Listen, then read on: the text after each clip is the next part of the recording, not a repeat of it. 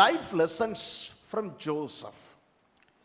யோசேப்பிடமிருந்து சில வாழ்க்கை பாடங்களை நாம் கற்றுக்கொள்ள போகிறோம். யோசேப்பிடமிருந்து வாழ்க்கை பாடங்கள், லைஃப் லெசன்ஸ் ஃப்ரம் ஜோசப்.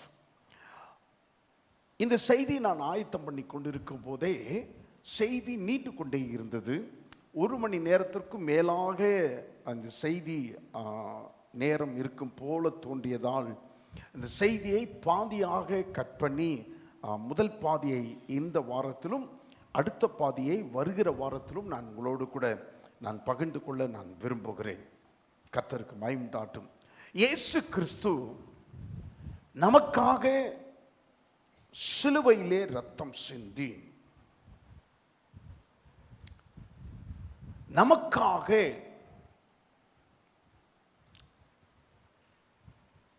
அவர் தம்முடைய ஜீவனை கொடுத்து அவருடைய இரத்தத்தினால் நம்மை கழுவி அவருடைய பிள்ளையாக, பரலோக தேவனுடைய பிள்ளையாக நம்மை ஏற்றுக்கொண்டிருக்கிறார். ஆமென் சொல்லுவீங்களா? This is not an accident. இது எப்படியோ தற்செயலாய் நிகழ்ந்த ஒரு காரியம் அல்ல. யாரோ ஒரு அழைத்து சபைக்கு வந்து கர்த்தருடைய வார்த்தை கேட்டு ஞானஸ்நானம் எடுத்து இன்றைக்கு விசுவாசி ஆகி போனது ஒரு தற்செயலான ஒரு நிகழ்வு அல்ல. கர்த்தர் ஸ்தோத்திரம்.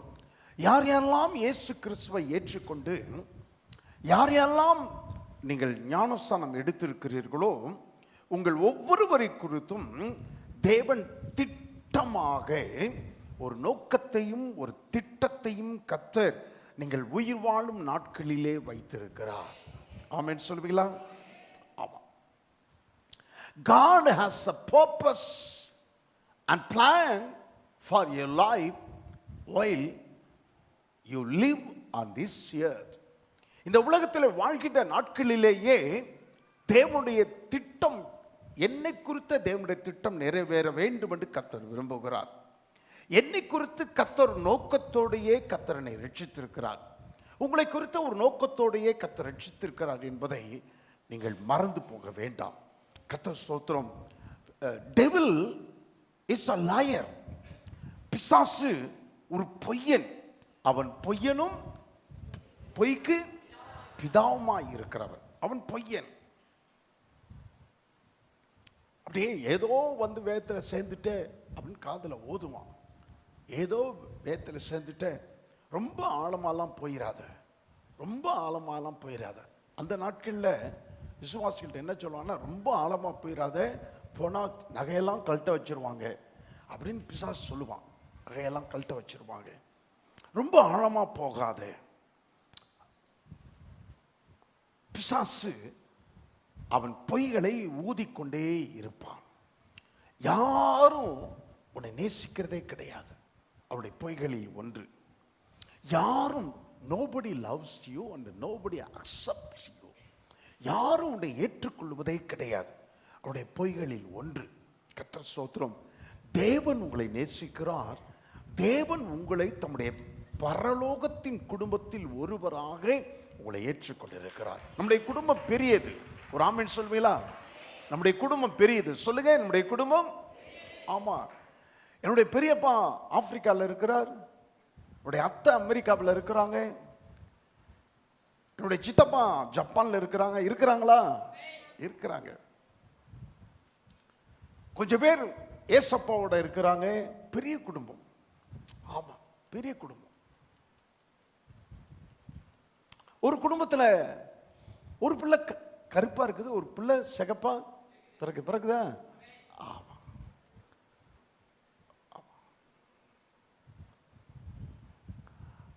நம்ம குடும்பத்திலையும் கருப்பா இருக்கிறவங்க உண்டு, சிகப்பா இருக்கிறவங்க உண்டு.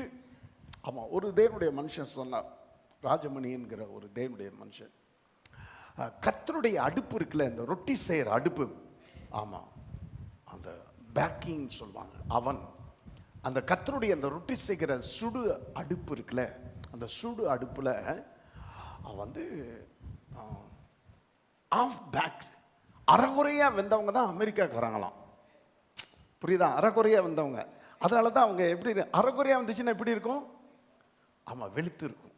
ஆமாம். அரைகுறையாக வந்தவங்க அமெரிக்காக்காரங்க. ஓவர் பேக்ட், ரொம்ப கருகி போனவங்க தான் யாரு?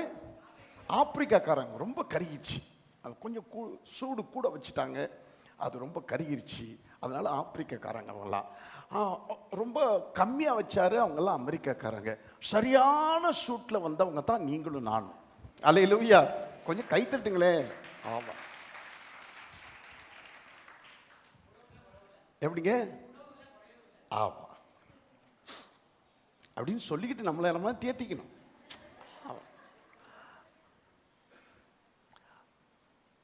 நம்ம குடும்பம் பெருசு, நம்ம குடும்பம் பெரிய குடும்பமாக இருந்தாலும் உங்களை கர்த்தர் நேசிக்கிறார், உங்களை கர்த்தர் அவர் ஏற்றுக்கொண்டிருக்கிறார். உங்களை குறித்து கர்த்தருக்கு ஒரு நோக்கம் இருக்கிறது. ஆமென் சொல்வீங்களா? ஆமாம்.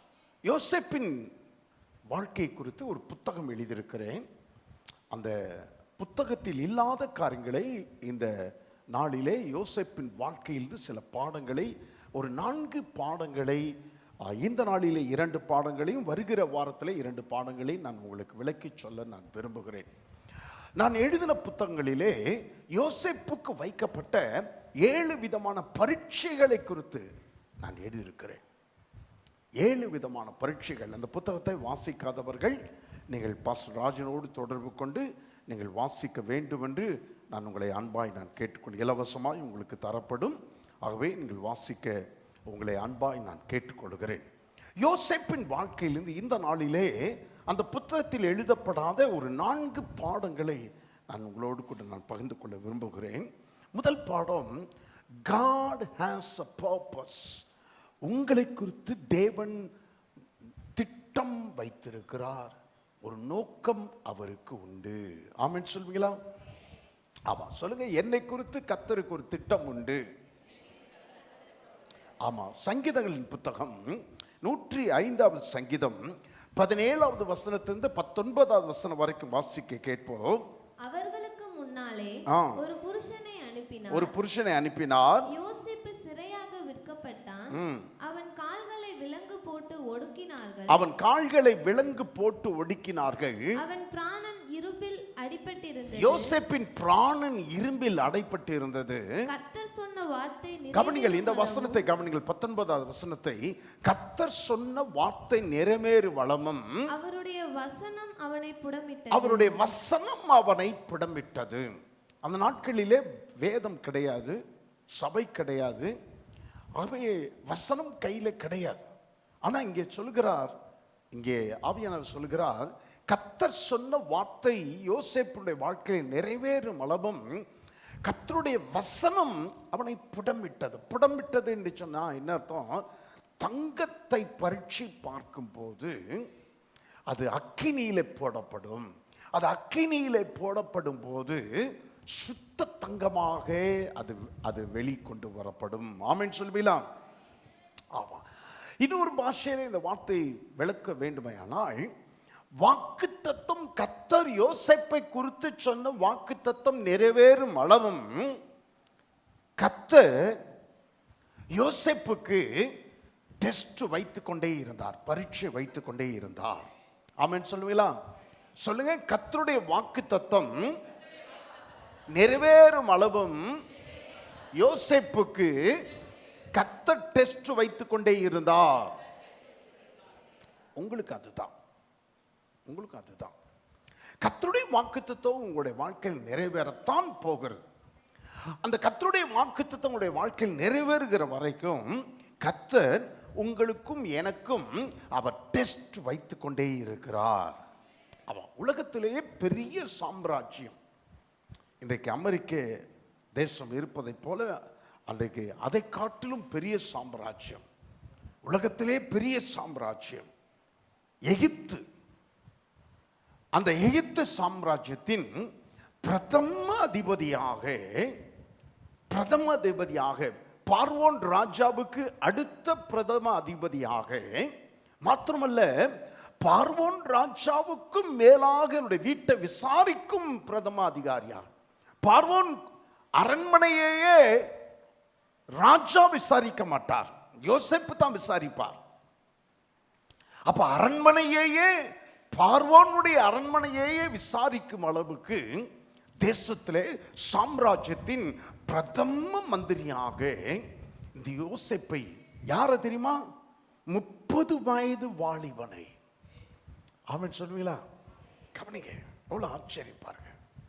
எகிப்தில் எத்தனை பேர் அறிவாளிகள், திறமைசாலிகள், ஞானவான்கள், பண்டிதர்கள் இருந்தார்கள் தெரியுமா? ஆனா அவர்கள் எல்லாருக்கும் மத்தியிலே 30 வயதான, 30 வயதே நிரம்பியதான ஒரு வாலிபனை, திருமணம் ஆகாத ஒரு வாலிபனை எகிப்தின் பிரதம மந்திரியாக நியமிக்கப்பட்டான். எகிப்தின் பிரதம மந்திரியாக.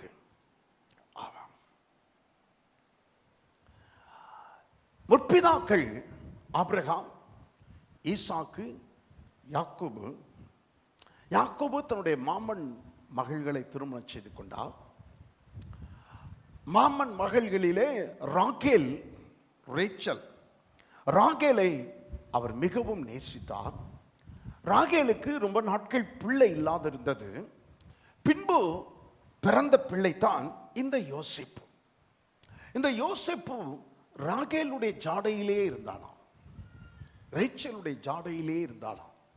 அவ யோசேப்பை பார்க்கும் போதெல்லாம் தான் நேசித்ததான அந்த ராகேல் யாக்கோபுக்கு நினைவுக்கு வந்தபடினாலே தனக்கு பிறந்த மற்ற எல்லா 10 பிள்ளைகளை காட்டிலும் இந்த யோசேப்பை யாக்கோபு அதிகமாய் நேசித்தார். அதிகமாய் நேசித்து அன்றைக்கு விலை உயர்ந்ததா எண்ணப்பட்டதான ஒரு பல வர்ண அங்கியை யோசேப்புக்கு அவர் அணிவித்தார். அந்த பலவர்ண அங்கி ராஜகுமாரனுக்குத்தான் அணிவிக்கப்படுகிற ஒன்று. ஆகவே அரச குடும்பங்களில் ராஜகுமாரனுக்கு அணிவிக்கப்படுகிறதான அந்த பலவர்ண அங்கியை யோசேப்புக்கு அவருடைய தகப்பன் யாக்கோபு அணிவித்தார். Coat of many colours, coat of many colours. இந்த காரியம் அவன் சகோதரர்கள் எல்லாரும் அவன் மேல் பொறாமைப்படுவதற்கு ஏதுவாய் அமைந்து விட்டது. இது 10 வயதில் நடந்தது. 7 வருஷ காலம் அவன் அப்படியே பொறாமையோடு கூட நடத்தினார்கள்.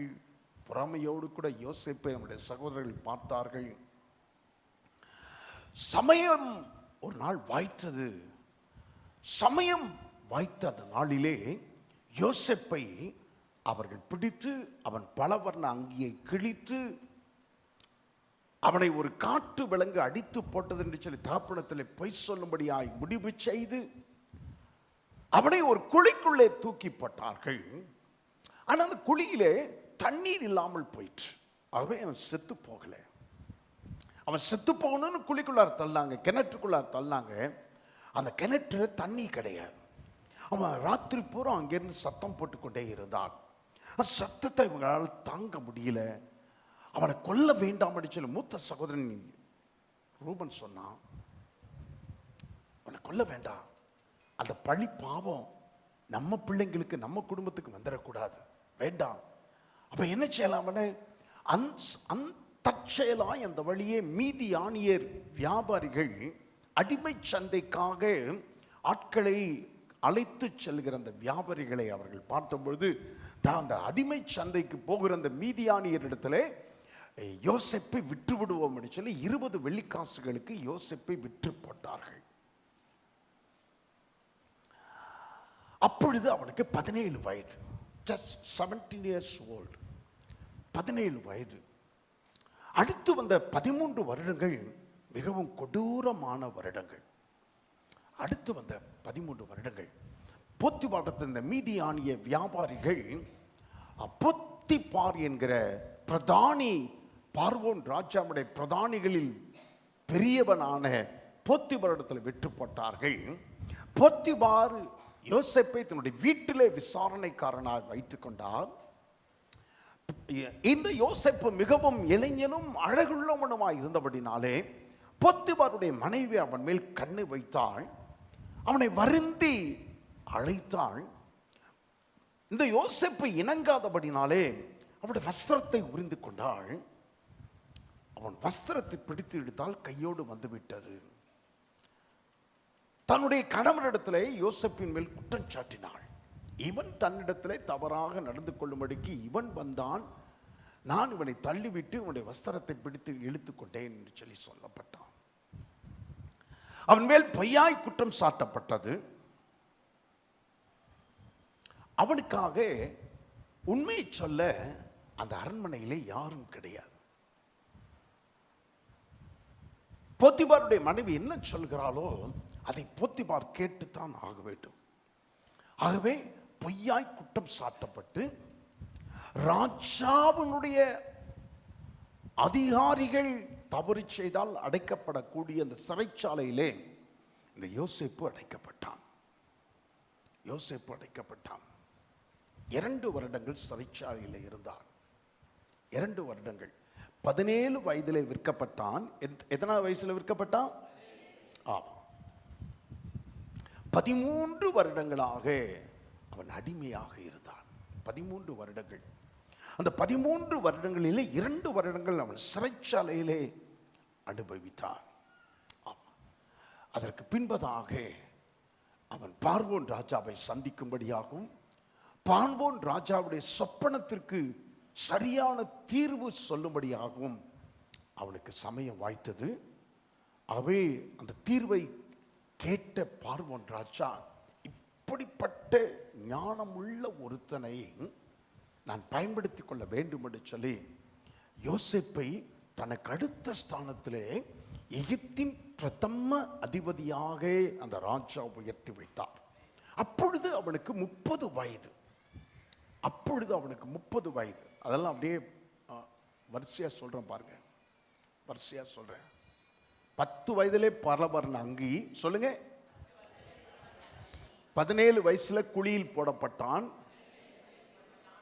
எத்தனை வயசுல அவன் போத்திபார் இடத்துல மீதியான இடத்துல விட்டு போடப்பட்டான்? 17 வயது. எத்தனை வருடம் அவன் அடிமையாக இருந்தான்? 13 வருடங்கள் அடிமையாக இருந்தான். அதுல 2 வருடங்கள் மிகவும் கொடுமையாய் சிறைச்சாலையில் அடிமையாக இருந்தான். சிறைச்சாலையில். எந்த வயதிலே அவன் பிரதம அதிபதியாக உயர்த்தப்பட்டான்? 30வது வயதிலே. யோசேப்பு எத்தனை வருடங்கள் உயிரோடு கூட இருந்தான் தெரியுமா? 110 வருடங்கள் பிரதம அதிபதியாக இருந்தான். 110 வருடங்கள். சிந்தித்து பாருங்கள். 110 வருடங்கள் பிரதம அதிபதியாக இருந்தான். அப்போ 30வது வயதிலே அவன் அதிபதி ஆகிறான். அடுத்து 80 வருடங்கள் அதிகாரம் மிக்கவனாக, எல்லாரும் அவனை கண்டால் தாழ பணிந்து கொள்ளத்தக்கதாக மேன்மைப்படுத்தப்பட்டவனாக 80 வருடங்கள். ஒரு ஆமீன் சொல்வீங்களா?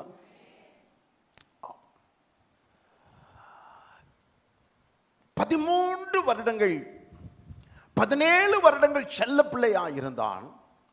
தகப்பனுக்கு செல்ல பிள்ளையா இருந்தான். அடுத்து 13 வருடங்கள் பரீட்சையின் காலம். அவனுக்கு பரீட்சை வைக்கப்பட்டது. வெவ்வேறு பரீட்சை. அந்த பரீட்சை ஒவ்வொன்றிலும் அவன் பாஸ் பண்ண அடுத்த கட்டம். 8th பாஸ் பண்ண 9th பாஸ் பண்ண 10th பாஸ் பண்ண +1. அடுத்த கட்டத்திற்கு அவன் கொண்டு செல்லப்பட்டான். வரிசையாக 13 வருடங்கள் அவனுக்கு பரீட்சை வைக்கப்பட்டது. உங்களுக்கெல்லாம் பரீட்சை எத்தனை வருஷம் வைக்கப்படுது? 13 வருடங்கள். தெரியுமா? 5வது வகுப்பு வரைக்கும் என்ன பாஸ் பண்ணாலும் ஆமாம் பொழைச்சிக்கலாம், ஒன்றும் ஃபெயிலெல்லாம் கிடையாது. 5வது இந்த ஃபர்ஸ்ட் கிரேட்னு சொல்லுவாங்க. 6வது வகுப்புல தான் நமக்கு உண்மையான டெஸ்ட் வைக்கப்படுகிறது. உண்மையான டெஸ்ட் 6வது வகுப்புலேருந்து 13 வருடங்கள் உங்களுடைய வாழ்க்கையிலே நீங்கள் எந்த மேலான நிலைக்கு வர வேண்டுமோ அந்த மேலான நிலைக்கு வந்து விடும்படிக்கு உங்களுக்கு சந்தர்ப்பம் முன் வைக்கப்பட்டிருக்கிறது. ஆமென் சொல்வீங்களா? ஆமா. அப்போ இந்த 13 வருடங்கள் அவனுக்கு பரீட்சையின் காலம், டெஸ்ட். இந்த டெஸ்ட்ல வைக்கப்படுகிற டெஸ்ட்ல பாஸ் பண்ணிட்டான். எனக்கு ஆங்கிலம் நல்லா வரும், அதனால பரீட்சை, இன்னைக்கு பரீட்சைன்னு ஒன்று வந்தால் ஆங்கிலத்தில் நான் பாஸ் பண்ண முடியுமா? முடியாது. அதை நான் எதிர்கொள்ளணும், அதற்கு நான் ஆயத்தமாகணும். கவனிங்க, 13 வருடங்கள் அந்த பரீட்சையிலே அவன் பாஸ் பண்ண ஒரே ஒரு காரணத்தின் நிமித்தம் 80 வருடங்கள் செழிப்பின் நாட்கள், ஆசீர்வாதத்தின் நாட்கள் அவன் அனுபவிக்கும்படியாய் நேர்ந்தது. ஆமென் சொல்வீங்களா? அவன் மறுபடியும் சொல்லுகிறேன், தீர்க்க தரிசனமாக சொல்லுகிறேன், இந்த பரீட்சை நாட்களை அவன் சரியாய் எதிர்கொண்டபடினாலே செழிப்பின் நாட்களை ஏகமாய் அனுபவிக்க முடிந்தது. ஆமென் சொல்வீங்களா? 80 வருடங்கள் 80 வருடங்கள் 80 வருடங்கள் செழிப்பின் நாட்கள். 80 வருடம்னா 80 வயது கிடையாது, 110 வயது வரைக்கும் 80 வருடங்கள். கர்த்தர் ஸ்தோத்திரம். கவனிங்க, எனக்கு இருக்கிற வாலிப பிள்ளைகள் எல்லாரையும் பார்த்து சொல்லுகிறேன், இந்த 13 வருடங்களிலே இந்த பரீட்சையின் காலத்திலே நீங்க பரீட்சையில பாஸ் பண்ணீங்கன்னு சொன்னா அடுத்து வருகிற காலங்கள் நீங்கள் செழிப்பின் காலமாக உங்களுக்கு இருக்கும். ஆமென் சொல்லுவீங்களா? இந்த பரீட்சையின் காலங்களிலே நீங்கள் தோற்று போவீர்களே ஆனால் உங்கள் செழிப்பின் காலங்களை நீங்கள் இழந்து போவீர்கள். காலம் பூரா கஷ்டம்தான், காலம் பூரா கஷ்டம்தான். கர்த்தர் ஸ்தோத்திரம். இந்த டெஸ்டிங் பரீட்சையின் காலங்களிலே நிறைய பேர் என்ன நினைக்கிறேன்னு சொன்னா, என்ன கம்ப்ளைண்ட் பண்ணுகிறோம். கம்ப்ளைண்ட் என்பதற்கு தமிழ்ல என்னதுங்களா?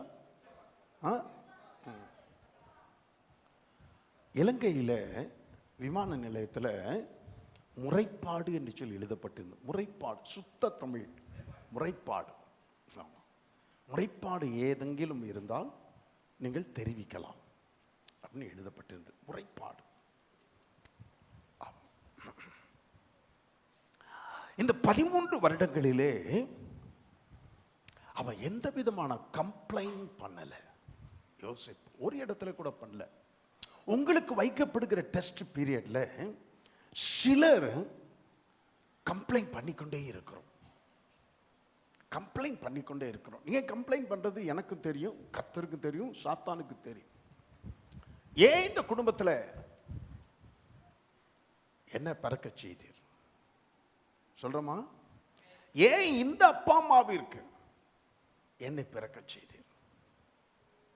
ஏன் இந்த அப்பா அம்மாவிற்கு, ஏன் இந்த உருவத்திலே என்னை பிறக்க செய்தீர்? ஏன் இந்த உருவத்தில் கொஞ்சம் ஆண்டவரை கொஞ்சம் ஒரு இன்னொரு எனக்கெல்லாம் ஒரு 4 இன்ச்சு கூட்டப்பட்டா நல்லா இருந்திருக்கும். ஆண்டவர் செஞ்சிருக்கலாம். ஒரு 4 இன்ச்சு, ரொம்பலாம் வேலை, ஒரு 4 இன்ச்சு, ஒரு 4 இன்ச்சு கூட்டியிருக்கலாம்ல. முதல்ல முடி இருந்தப்பயாச்சும் கொஞ்சம் ஹைட்டா தெரியும். ஆமா, நல்ல. ஏன் இந்த உருவத்தில் என்னை, ஏன் எங்க அப்பா அம்மாவை காப்பாத்தல? ஏன் எங்க அப்பாவுக்கு வேலை போகணும்? ஏன் எங்க அம்மா வியாதி படுக்கையில படுத்துக்கணும்?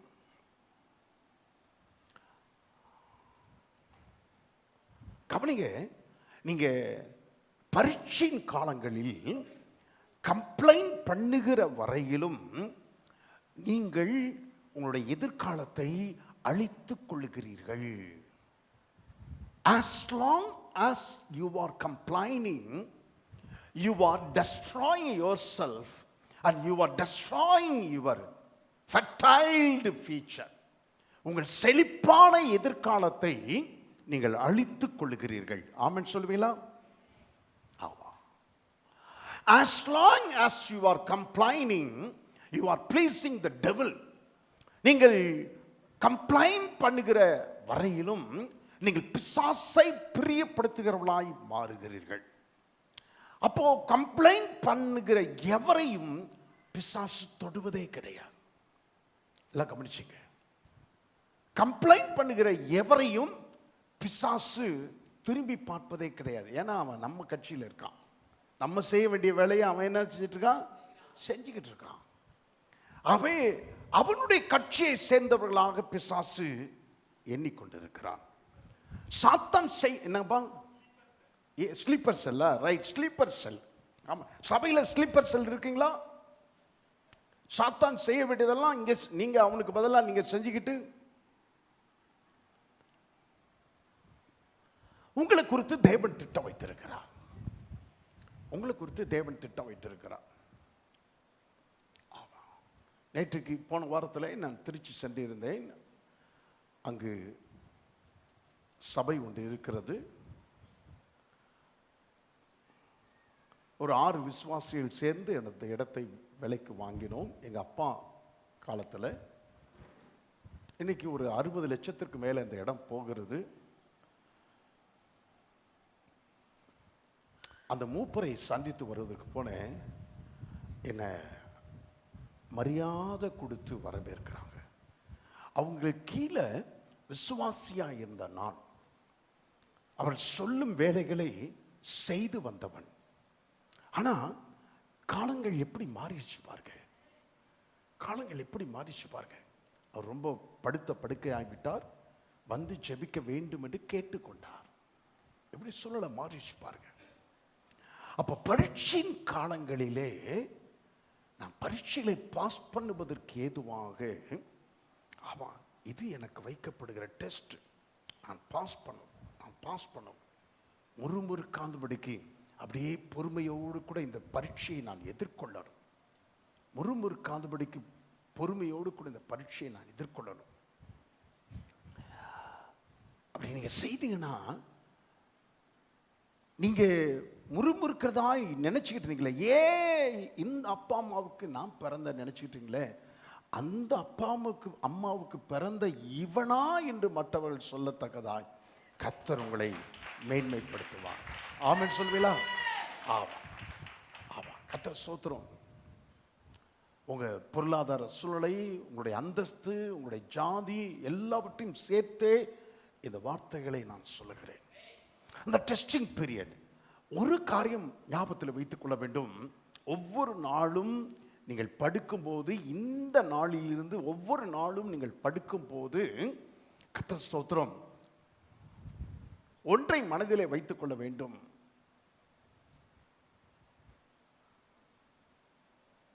தேவன் என்னை குறித்து ஒரு நோக்கம் வைத்திருக்கிறார். தேவன் எனக்கு ஒரு வளமான செழிப்பான எதிர்காலத்தை வைத்திருக்கிறார். அதற்கு உள்ளே அனுபவிக்கணும், போகணும்னு சொன்னா இந்த பரீட்சையின் காலங்களை நான் எதிர்கொள்ள வேண்டும். ஒரு ஆமென் சொல்வீங்களா? தேவன் என்னை குறித்து ஒரு நோக்கம் வைத்திருக்கிறார். சொல்லுங்க அப்படியே.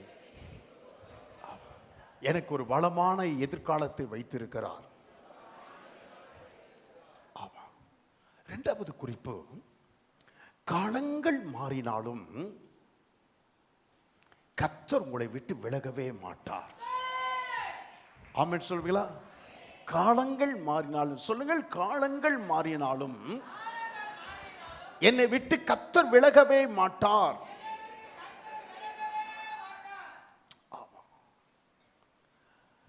God never leaves us when our season changes. நம்முடைய காலங்கள் எப்படி மாறி போனாலும் சரி, கர்த்தர் விலகவே மாட்டார். பிரசங்கியின் புத்தகத்திலே 3வது அதிகாரத்திலே பிரசங்கி எங்க இருக்குன்னு தெரியுமா? 792வது பக்கம், பிரசங்கியின் புத்தகம் 3வது அதிகாரம் 1 முதல் 8 வசனங்கள் வாசித்து பாருங்கள். ஒவ்வொன்றிற்கும் ஒவ்வொரு காலம் உண்டு. வானத்தின் கீழ் இருக்கிற ஒவ்வொரு காரியத்திற்கும் ஒவ்வொரு சமயம் உண்டு. பிறக்க ஒரு காலம் உண்டு, இறக்க ஒரு காலம் உண்டு. நட ஒரு காலம் உண்டு, நட்டதை பிடுங்க ஒரு காலம் உண்டு. கொல்ல ஒரு காலம் உண்டு, குணமாக்க ஒரு காலம் உண்டு. இடிக்க ஒரு காலம் உண்டு, கட்ட ஒரு காலம் உண்டு. அள ஒரு காலம் உண்டு, நகைக்க ஒரு காலம் உண்டு. புலம்ப ஒரு காலம் உண்டு, நடனம் பண்ண ஒரு காலம் உண்டு. கற்களை எரிந்துவிட ஒரு காலம் உண்டு, கற்களை சேர்க்க ஒரு காலம் உண்டு. தழுவ ஒரு காலம் உண்டு, தழுவாமல் இருக்க ஒரு காலம் உண்டு. தேட ஒரு காலம் உண்டு, இழக்க ஒரு காலம் உண்டு. காப்பாற்ற ஒரு காலம் உண்டு, எரிந்துவிட ஒரு காலம் உண்டு. கிழிக்க ஒரு காலம் உண்டு, தைக்க ஒரு காலம் உண்டு. மௌனமாய் இருக்க ஒரு காலம் உண்டு, பேச ஒரு காலம் உண்டு. சிநேகிக்க ஒரு காலம் உண்டு, பகைக்க ஒரு காலம் உண்டு. சாலமோன் இங்க என்ன சொல்றார்? சாலமோன் ராஜா என்ன சொல்றான்னா, ஒவ்வொருடைய வாழ்க்கையிலும் வித்தியாசமாக நிறைய காலங்களை நாம் சந்தித்து தான் ஆக வேண்டும். ஒவ்வொருடைய வாழ்க்கையிலும் காலங்கள் மாறிக்கொண்டே தான் இருக்கும். ஆமென் சொல்வீங்களா? ஆமா. our seasons change. நம்முடைய வாழ்க்கையில காலங்கள் மாறிக்கொண்டே இருக்கிறது. ஆமா. ஒரே மாதிரி கிறிஸ்தவ வாழ்க்கை ஒரே மாதிரி இருப்பது கிடையாது. காலங்கள் மாறிக்கொண்டே இருக்கிறது. கர்த்தர் ஸ்தோத்திரம். தாவீது ராஜா அவருக்கு பின்பதாக 40 வருடங்கள் ராஜாவாக இருந்தார். அவருக்கு பின்பதாக அவருடைய குமாரன் சாலமோனை ராஜாவாக்கின பொழுது அந்த கொண்டாட்டத்தின் வேளையிலே சாலமோன் ராஜா தாவீதுக்கு ஒரு நல்ல ஒரு வைர மோதிரம் பரிசாக அணிவிக்க விரும்பினார். அது அப்பா விட்ட சொன்னார், அப்பா அந்த காரனேஷன் அந்த முடிசூட்டு விழா நேரத்தில் உங்களுக்கு நான் ஒரு மோதிரம் ஒன்று அணிவிக்க விரும்புகிறேன். நல்லது, மோதிரம் அணிவிப்பது எனக்கு ரொம்ப சந்தோஷம். ஆனால் அதில் ஒரு வாக்கியம் எழுதப்படுவதை நான் விரும்புகிறேன். ஒரு வாக்கியத்தை நீ தான் ஞானி ஆயிடுச்சே, ஒரு வாக்கியத்தை அந்த மோதிரத்தில் எழுதணும். என்ன வாக்கியம்ப்பா சொல்லுங்க அப்படின்னா, அதுக்கு தாவீது சொன்னார், அது பொதுவான ஒரு வாக்கியம். பொதுவான ஒரு வாக்கியம். நான் ரொம்ப சந்தோஷத்தில் அப்படியே கொண்டாட்டத்தில் இருக்கும்போது அந்த மோதிரத்தில் அந்த வாக்கியத்தை நான் பார்த்தேன்னு சொன்னால் அப்படியே என்னுடைய சந்தோஷத்தெல்லாம் நான் அமர்த்தி கொள்ள வேண்டும். நான் ரொம்ப கண்ணீரும் கவலையும் நெருக்கத்தில் பிரச்சனையில் இருக்கும்போது அந்த வாக்கியத்தை நான் பார்த்தேன்னு சொன்னால் அந்த வாக்கியத்தை பார்த்த உடனே என்னுடைய கவலை எல்லாம் மாறிடணும். அப்படிப்பட்ட ஒரு வாக்கியம் வேண்டும். சாலமோன் ராஜா ஞானி பாருங்க, அவர் என்ன எழுதினார் தெரியுமா? This too will pass away. இதுவும் கடந்து போகும். சொல்லுங்கள். ஆமா, இதுவும் கடந்து போகும். சொல்லுங்கள், இதுவும் கடந்து போகும். This too will pass away. Two not TWO அல்ல, T00. This too will pass away. இதுவும். அப்ப ரொம்ப சந்தோஷமா இருக்க நேரத்தில் மோதிரத்தை பார்த்தா, டேய் இதுவும் போயிருண்டா மாறிடுண்டான். ரொம்ப அழுதுகிட்டு இருக்க நேரத்தில் அந்த மோதிரத்தை பார்த்தா, டேய் இதெல்லாம் மாறிடுண்டா. This too will pass away. இதுவும் கடந்து போகும். கர்த்தர் ஸ்தோத்திரம். அப்போ உங்களுடைய காலங்கள் விதவிதமான காலங்கள், வெவ்வேறான காலங்களை நாம் எதிர்கொள்ளுகிறோம். சில காலங்களிலே நகைக்கிறோம், சில காலங்களிலே புலம்புகிறோம். சில காலங்கள் கட்டுகிறோம், சில காலங்கள் கட்டுகிறதை இடிக்கிறோம். சில காலங்கள் பிரச்சனைக்குரியதா இருக்குது, சில காலங்கள் மகிழ்ச்சி நிறைந்ததா இருக்கிறது. காலங்கள் மாறிக்கொண்டே இருக்கிறது. யோசேப்புடைய வாழ்க்கையிலே ஒரு 4 காலங்களை நான் உங்கள் முன் வைக்க விரும்புகிறேன். 4 seasons in the life of Joseph. ஆமா, இந்த 4 காலங்களும் நான் எழுதின புத்தகத்தில் 7 வஸ்திரங்களை குறித்து எழுதியிருக்கிறேன். 7 வித வஸ்திரம். இங்கே 4 யோசேப்பினுடைய வாழ்க்கையில் ஏற்பட்ட 4 காலங்களையும் 4 வித வஸ்திரங்களோடு கொண்டு இணைத்து நான் உங்களுக்கு சொல்ல நான் விரும்புகிறேன். அப்ப முதல் காலம் மகிழ்ச்சியின் காலம். எல்லாரும் சொல்லுங்கள், மகிழ்ச்சியின் காலம். மகிழ்ச்சியின் காலம் எப்படிப்பட்டதுன்னு சொன்னா, favored with his father. அப்பாவுடைய கண்களிலே தயவு கிடைத்தது. அப்பாவுக்கு செல்ல பிள்ளையாக இருக்கிறார். ஆமா, 10 பேர் அண்ணன்மார்கள் இருக்க அவர் எல்லாருக்கும் முன்பதாக அப்பா இவனுக்கு ராஜகுமாரனுக்கு அணிவிக்கப்படுகிற அந்த பல வர்ண அங்கியை இவனுக்கு அணிவிக்கிறார். ஆமா, தான் கூடவே வச்சுக்கிறார். எந்த வேலைக்கு அனுப்புகிறதே கிடையாது. எந்த வேலைக்கு அனுப்புகிறதே கிடையாது. அப்பாவுக்கு செல்ல பிள்ளையாய் அப்பாவை சுத்தியே வந்துகிட்டு இருக்கிறார். மகிழ்ச்சியின் காலங்கள். ஒரு வருத்தம் கிடையாது, ஒரு கவலை கிடையாது, ஒரு பிரச்சனை கிடையாது, ஒரு தேவை என்று எதுவும் கிடையாது. மகிழ்ச்சியின் காலங்கள். கர்த்தரும் பாருங்க, அந்த காலத்தில் தான் யோசேப்புக்கு தரிசனங்களையும் சொப்பனங்களையும் கொடுத்து வந்தார். Joseph had dreams and visions from God. தேவனிடத்திலிருந்து சொப்பனங்களையும் தரிசனங்களையும் பெற்றுக்கொண்டு வந்த காலம் அது. கர்த்தர் ஸ்தோத்திரம். எல்லாம் சுமூகமாக, எல்லாம் ஆசீர்வாதமாக, எல்லாம் மிகவும் நேர்த்தியாய் இருந்து வந்த காலம். ஆனா அந்த காலமும் this too will pass away, இதுவும் கடந்து போகும். ஆமென் சொல்வீங்களா? ஆமா, அதுவும் கடந்து போயிற்று. இரண்டாவது காலம் மகிழ்ச்சியின் காலத்தில் எந்த வஸ்திரம் சொல்லுங்கள்? மகிழ்ச்சியின் காலத்தில் எந்த வஸ்திரம்? பல வர்ண அங்கி. சொல்லுங்கள், பல வர்ண அங்கி. ஆங்கிலத்தில் கோட் ஆஃப் மெனி கலர்ஸ், பல வர்ண அங்கி. மகிழ்ச்சியின் காலத்திலே அந்த வஸ்திரம். இரண்டாவது அடிமைத்தன காலம். அடிமைத்தன காலம். இந்த அடிமைத்தனத்தின் காலத்திலே போத்திபார் அவனுக்கு அடிமையின் வஸ்திரத்தை கொடுத்தார்.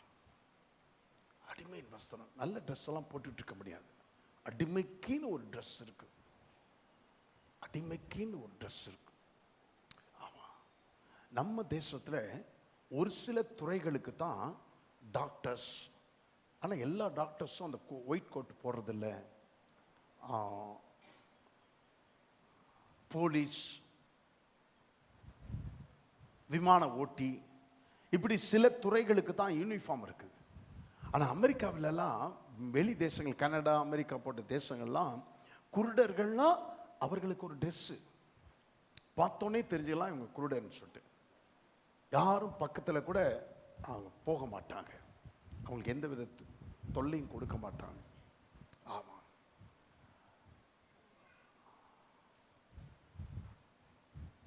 அதேமே குறைபாடு உள்ளவர்கள் என்றால், ஏதாவது குறைபாடு இருந்துச்சுன்னா அவர்களுக்கு ஒரு ட்ரெஸ்ஸு.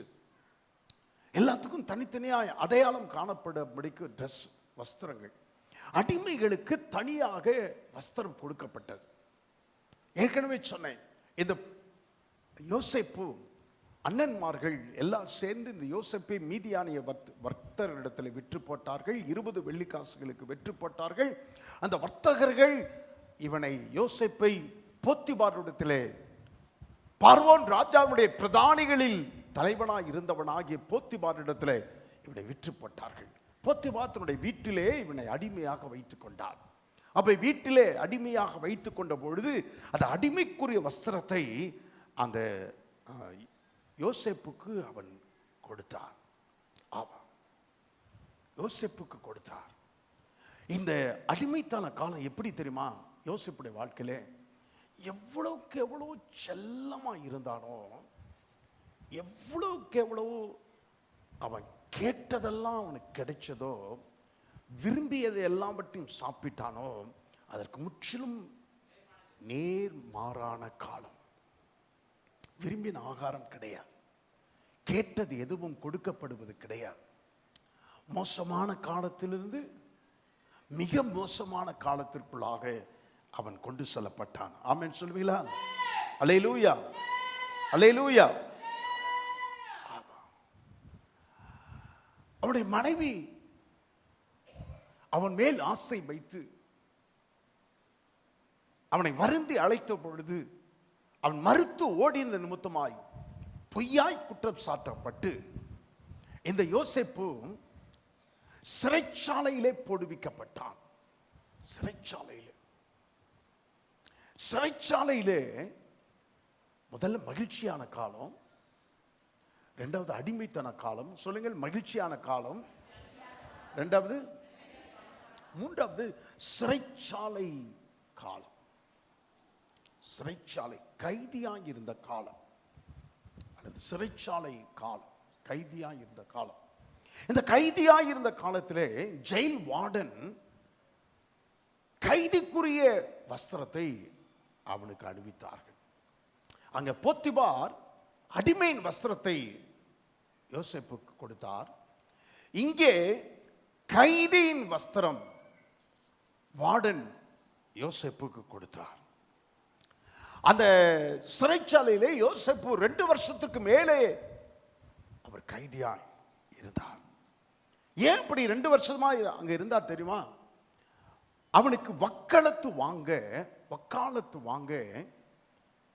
ஒருவரும் கிடையாது. யாரும் முன்வரவில்லை, யாரும் ஏற்படுத்தப்படவில்லை. வக்காலத்து வாங்குகிறவர்கள் ஏற்படுத்தப்பட்டிருப்பார்கள், ராஜாவிடத்தில் பரிந்துரைத்திருப்பார்கள்.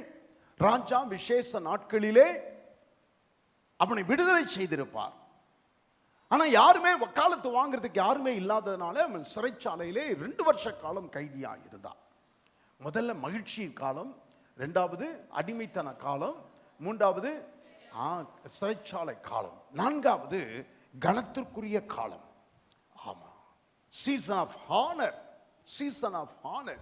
மகிழ்ச்சியான காலத்திலே பலவர்ண அங்கி, அடிமைத்தனத்த காலத்திலே அடிமையின் வஸ்திரம், சிறைச்சாலையின் காலத்திலே கைதியின் வஸ்திரம். இப்போ அடிமைத்தன காலம், கனத்திற்குரிய காலம், சீசன் ஆஃப் ஹானர்.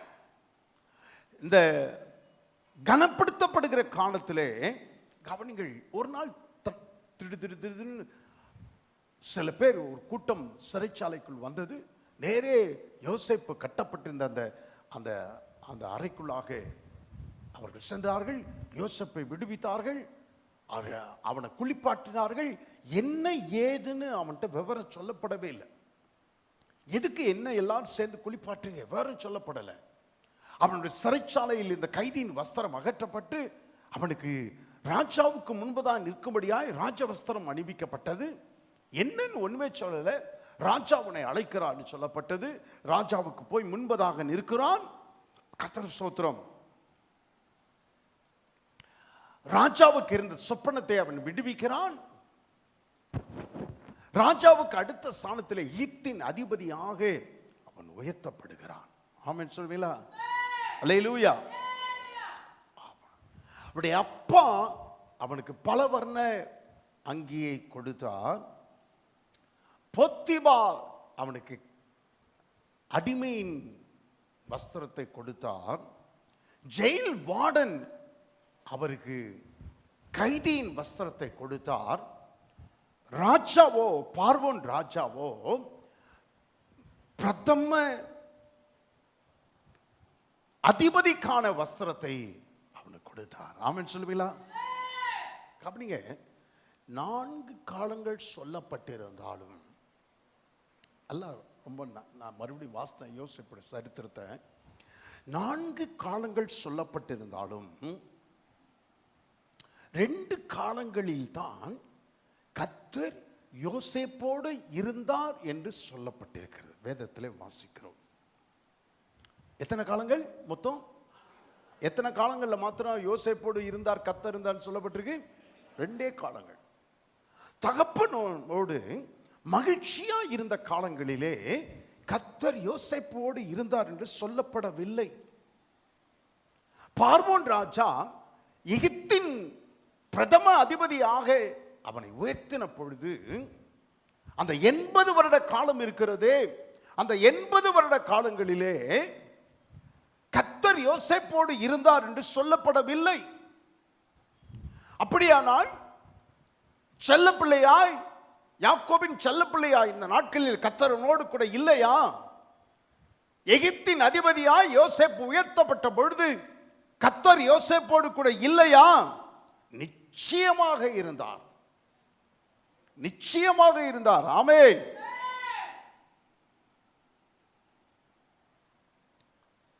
கர்த்தர் யோசேப்போடு கூட இருந்தார் என்பது எப்ப ஹைலைட் பண்ணப்படுகிறதுன்னு சொன்னா, ஹைலைட்னா என்னன்னு சொல்றது?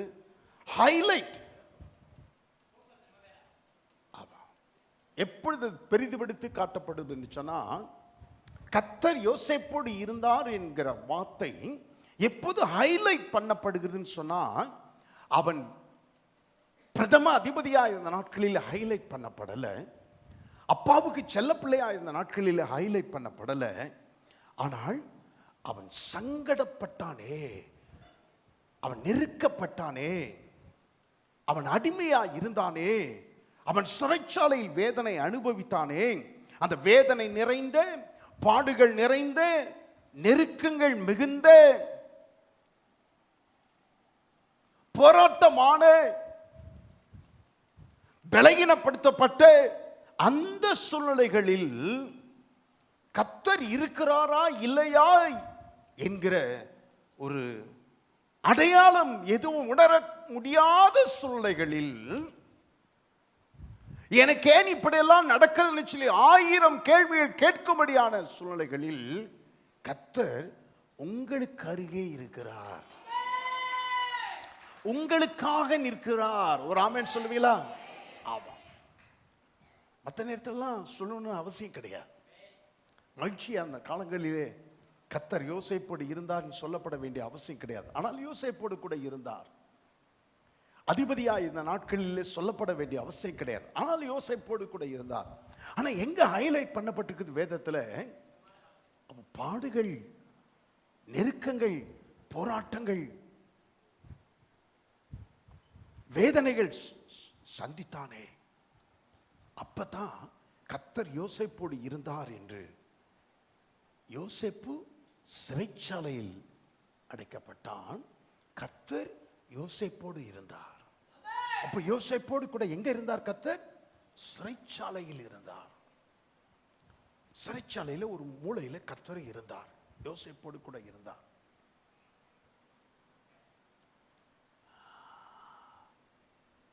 ஒரு காரியத்தை உங்களுக்கு சொல்லுகிறேன்.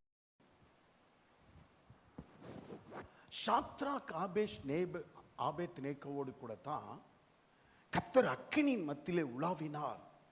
அவர்களுக்காக அக்கினியின் ஊடே கர்த்தர் கடந்து சென்றார் என்று நான் அப்படிதான் நினைச்சுக்கிட்டு இருந்தேன். ஆனா எபேசியருக்கு எழுதின நிருபத்திலே பவுல் சொல்லுகிறார்.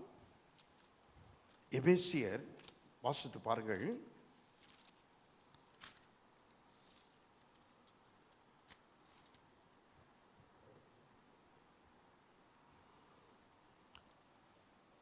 நாலு 8 வாசித்து பாருங்க. ஆதலால் அவர் உன்னதத்திற்கு ஏறி சிறைப்பட்டவர்களை சிறையாக்கி மனுஷர்களுக்கு வரங்களை அளித்தார் என்று சொல்லி இருக்கிறார்.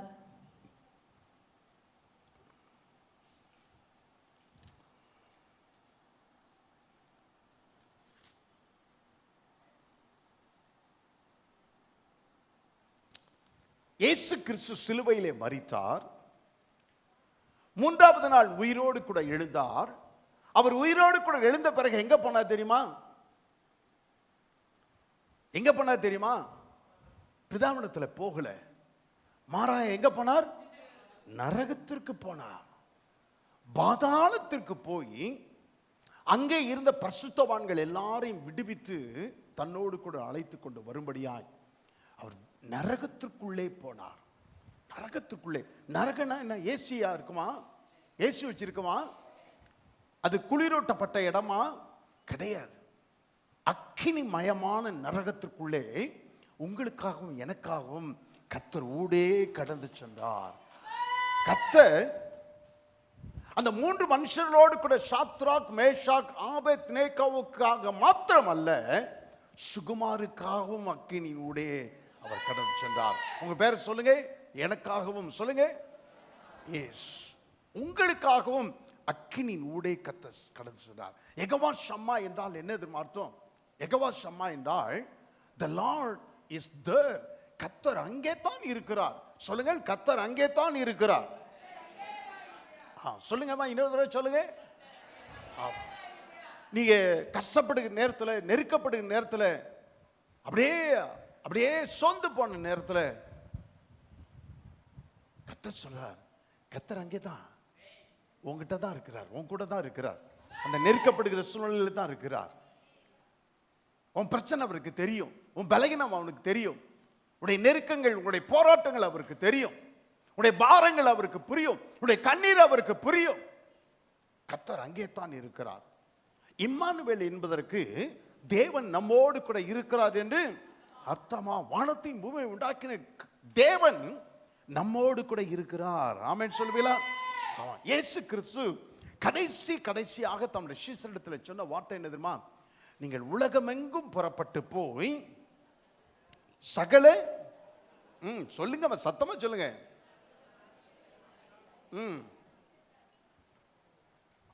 அப்படியே வண்டி உட்கார்ந்துச்சு பார்த்தீங்களா, பிரேக் டவுன் ஆகி. ஆகையால் நீங்கள் உலகமெங்கும் புறப்பட்டு போய் சீசராக்கி பிதா குமார் உடனே ஞானஸ்நானம் கொடுத்து உடனே சபையில சேர்த்து, நான் உங்களுக்கு கட்டளையிட்ட யாவையும் அவர்களுக்கு கற்பித்து அவர்களுக்கு உபதேசம் பண்ண வேண்டும் சொல்லிட்டு சொல்லுகிறார். இதோ, போன வாரம் சொன்ன பார்த்தீங்களா, முதலாம் தேதி இந்த வருஷத்தின் முதலாம் நாள்ல நான் சொன்ன பார்த்தீங்களா ஒரு வார்த்தை, இதோ. இதோனா அங்க பார்னு அர்த்தம். சொல்லுங்கள், அங்க பார். இதோ சகல நாட்களிலும் நான் உங்களுடனே கூட இருக்கிறேன் சொன்னார். சகல நாட்களிலும், உலகத்தின் கடைசி பரியந்தம் சகல நாட்களிலும் நான் உங்களுடனே கூட இருக்கிறேன். இதோ, behold. சொல்லுங்கள், behold. இதோ. இதோனா என்ன? பார்.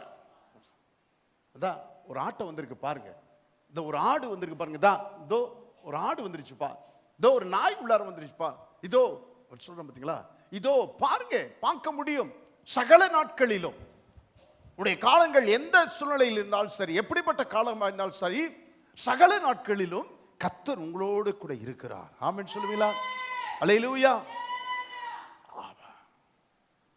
நீங்கள் எல்லாரும் ஒதுக்கப்பட்ட நேரத்திலே, தள்ளப்பட்ட நேரத்திலே, யாரும் உங்களை விசாரிக்கவில்லையோ சொல்லி நினைக்கும் நேரங்களிலே கர்த்தர் உங்களோடு கூட தான் இருக்கிறார்.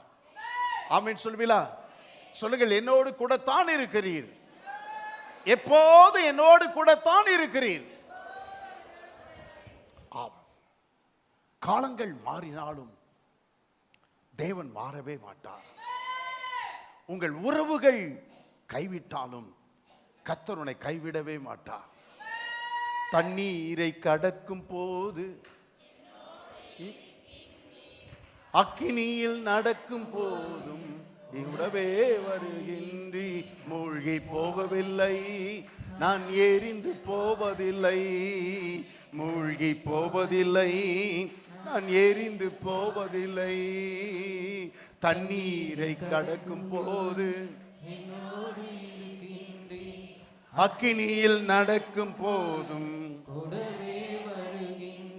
மூழ்கி போவதில்லை, நான் எரிந்து போவதில்லை, மூழ்கி போவதில்லை, நான் எரிந்து போவதில்லை.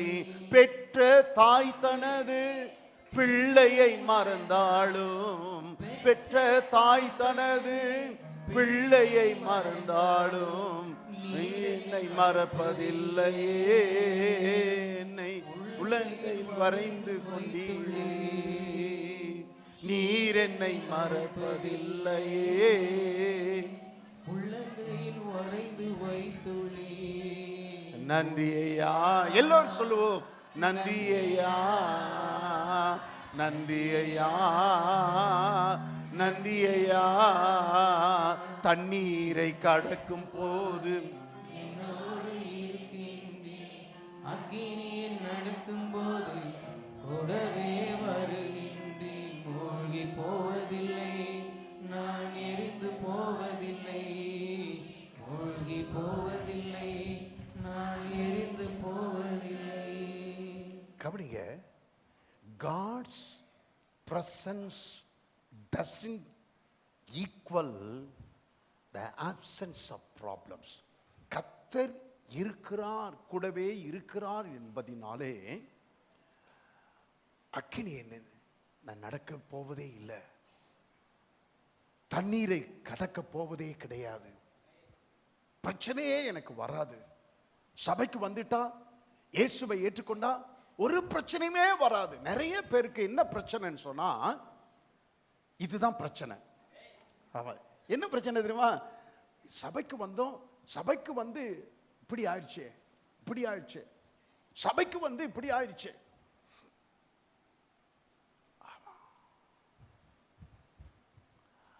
சுகந்தி அவங்களுடைய வீடு,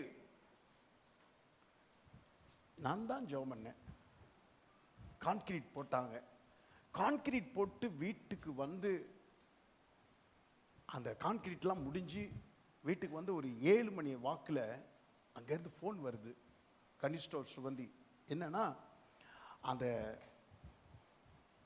கையால் இருக்காங்கல்ல, கொத்தனாரோட கையால், அவர் கொஞ்சம் கஞ்ச பிசினாரி. அவர் இருக்கிற சிமெண்டெல்லாம் எடுக்கணும்னு சொல்லிட்டு நடப்பட்டிருந்த அந்த கம்பு இருக்குல்ல, அந்த கம்பை தூக்கி அந்த பக்கம் வச்சு அதற்கு கீழே இருக்கிற சிமெண்ட்டை எடுக்க ஒரு கம்பை அகற்றினோடனே ஹோல் பில்டிங்கும் அப்படியே விழுந்துருச்சு. காலையில் போட்ட கான்கிரீட் எப்படி இருக்கும் பாருங்க. அப்போ அவங்க வீட்டுக்கு பக்கத்தில் ஒருத்தர் சொன்னாங்க, ஏசப்பா என்ன இப்படி செஞ்சிட்டாரு, சபைக்கு தானே, உங்க சபைக்கு தானே வராங்க, அவங்க என்ன இருக்கிறாங்க, அவங்க என்ன இருக்கிறாங்க, முடிஞ்சதுக்கு அப்புறம் இப்ப கேளுங்க நான் யாருன்னு சொல்றேன். அவங்க என்ன இருக்கிறாங்க, ஏசப்பா சபைக்கு தானே வந்தாங்க, ஏன் இப்படி பண்ணிட்டாரு, ஏன் இப்படி பண்ணிட்டாரு, எனக்கு தெரியல, அந்த குடும்பத்திற்கும் தெரியல. ஆனா இன்றைக்கு நேர்த்தியான ஒரு வீட்டை கர்த்தர் அவருக்கு கொடுத்திருக்கிறார். ஒரு காலம் அந்த வீடு அப்படியே இருந்துச்சுன்னா அதுக்கு மேல ஒரு வீடை கட்டவே முடியாது, கட்டவே முடியாது. ஃபவுண்டேஷன் ரொம்ப கம்மி. ஒரு விசுவாசம் வச்சுதான் அது ஏற்பாடு பண்ணது. ஏமாத்திட்டார், ஏமாத்திட்டார். கர்த்தர் என் மேல அக்கறை உள்ளவர், அவர்கள் மேலே அக்கறை உள்ளவர். ஆமா, ஆகவே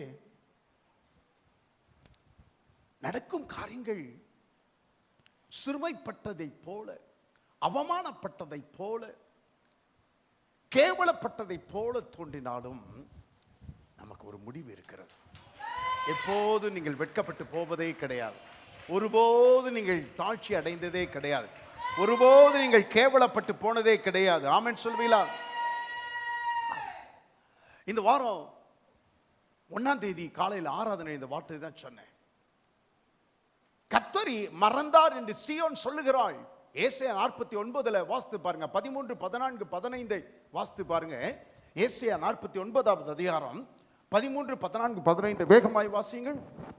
வானங்களே கெம்பீரித்து பாடுங்கள், பூமியே கலிகூறு, பர்வதங்களே கெம்பீரமாய் முழங்குங்கள்.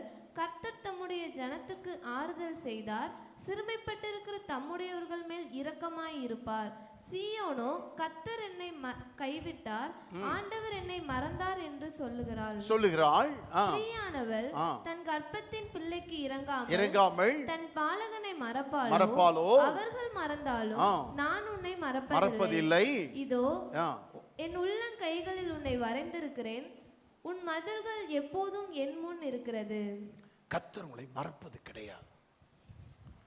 ஆனா நம்ம தவறா புரிந்து கொள்கிறது என்னன்னு சொன்னா, இயேசுவை ஏற்றுக்கொண்டதுனால பிரச்சனையே வராது, போராட்டமே இருக்காது, வியாதியே வராது. நம்ம நீங்க சாப்பிடுற சாப்பாடே வியாதி தான், தெரியுங்களா? ஆமா, நீங்க சாப்பிடுற சாப்பாடே வியாதி தான். பெட்ரோல்ல இருந்து எடுக்கப்படுகிற அந்த ஒரு திரவத்தை தான் அப்படி எண்ணெயில கலக்கிறான். அவன் சுத்தமா நீங்க தேங்காய் வாங்கி நீங்க எண்ணெய் அரைச்சிங்கன்னு சொன்னா, கடலை வாங்கி கடலை எண்ணெய் நீங்க செய்தீங்கன்னு சொன்னா, 1 லிட்டருக்கு கண்டிப்பாக 300 ரூபாய் 250 ரூபாய்க்கு மேல செலவாகும். 300 ரூபாய்க்கு மேல செலவாகும். அப்போ நம்ம செய்யும் போதே 300 ரூபாய் ஆகுதுன்னு சொன்னா, எப்படி 130 ரூபாய்க்கு கடையில சமையல் எண்ணெய் இருக்குன்னு சொன்னா, அந்த 130 ரூபாய் கடை சமையல் எண்ணெயில 80% கலப்படம். அதை சாப்பிட்டா வியாதி வராம என்ன செய்யும்? அப்படிப்பட்ட காலகட்டத்தில் இருக்கிறோம். வியாதியே வராது என்பது அல்ல, பிரச்சனையே வராது என்பது அல்ல. ஆனா கர்த்தர் கூட இருப்பாரானால், நல்லா கவனிச்சீங்க, கர்த்தர் கூட இருப்பாரானால் நீங்கள் அந்த பிரச்சனையை மேற்கொள்ள முடியும், அந்த போராட்டத்தை மேற்கொள்ள முடியும். ஆமென் சொல்வீங்களா? அல்லேலூயா. நான் மரண இருளின் பள்ளத்தாக்கில் நடந்தாலும் பொல்லாப்புக்கு பயப்படேன், தேவரே என்னோட கூட இருக்கிறீர், உமது கோலும் உமது தடியும் என்னை தேற்றும். தாவீது சொல்லுகிறார், மரண இருளின் பள்ளத்தாக்கே நடக்க வேண்டிய சூழ்நிலையே வராது என்று சொல்லவில்லை.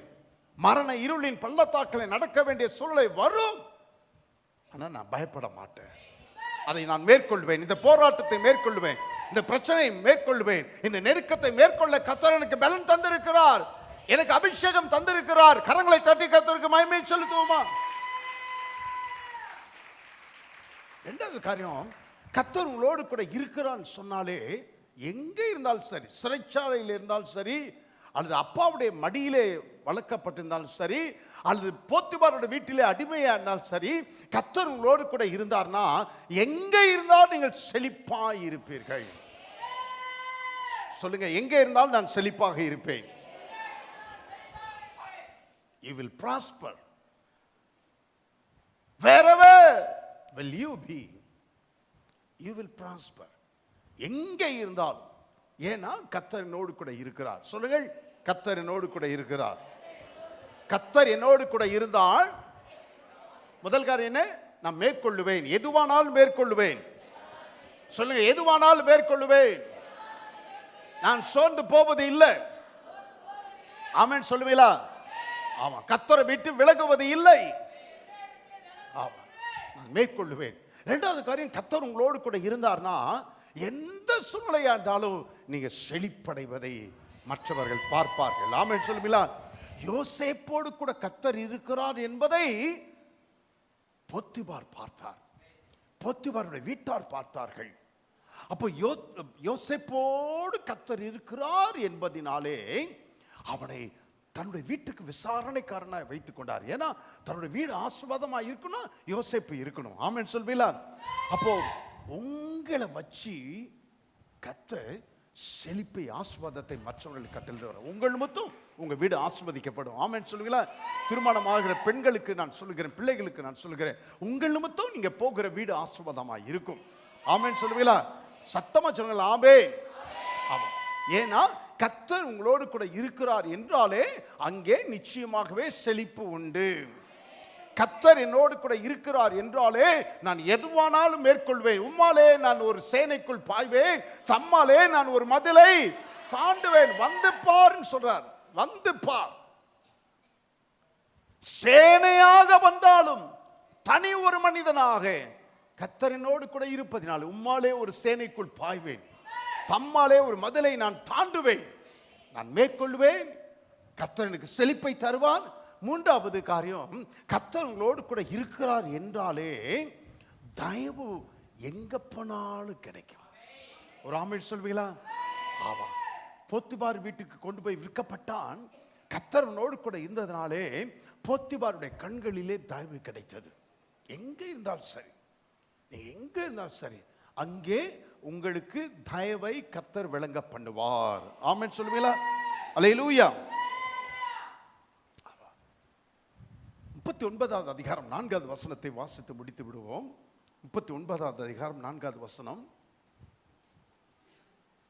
ஆதியாகமம் 39. எங்க தடவிக்கிட்டே இருக்கீங்க? அட யோசேப்பை குறித்து யோசேப்பினிடத்தில் தயவு வைத்து அவனை தனக்கு ஊழியக்காரனும் தன் வீட்டுக்கு விசாரணைக்காரனுமாக்கி யோசேப்பின் மேல் தயவு வைத்து, யோசேப்பினிடத்தில் தயவு வைத்தான்.